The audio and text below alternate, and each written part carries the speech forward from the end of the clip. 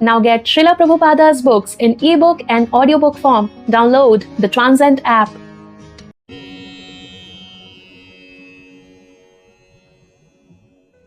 Let's begin the 19th chapter of Krishna book entitled as Devouring the Forest Fire.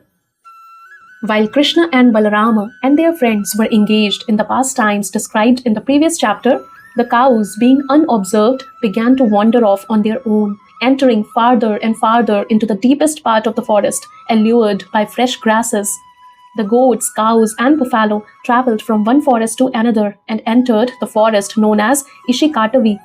This forest was full of green grass, and therefore they were allured.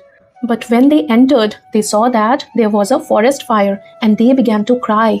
On the other side, Lord Balarama and Lord Krishna, along with their friends, could not find their animals, and they became very much aggrieved. They began to trace the cows by following their footprints, as well as the path of eaten grass.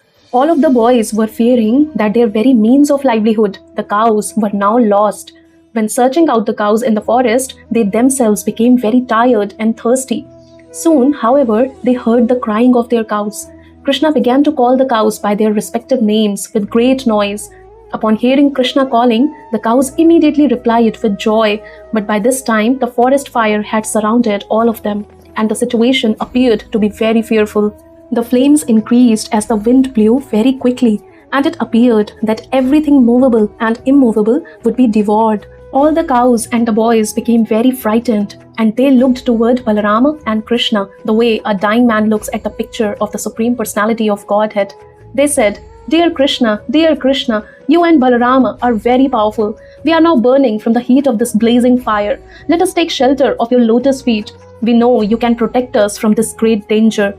Our dear friend Krishna, we are your intimate friends. It is not right that we should suffer in this way. We are all completely dependent on you. And you are the knower of all religious life. We do not know anyone except you. The personality of Godhead heard the appealing voices of his friends, and casting a pleasing glance over them, he began to answer. By speaking through his eyes, he impressed upon his friends that there was no cause of fear, and he assured them, don't worry. Then Krishna, the supreme mystic, the powerful personality of Godhead, immediately swallowed up all the flames of the fire. The cows and boys were thus saved from imminent danger. Out of fear, the boys were almost unconscious, but when they regained their consciousness and opened their eyes, they saw that they were again in the Bhandira forest with Krishna, Balarama, and the cows. They were astonished to see that they were completely free from the attack of the blazing fire, and that the cows were saved. They secretly thought that Krishna must be not an ordinary boy, but some demigod.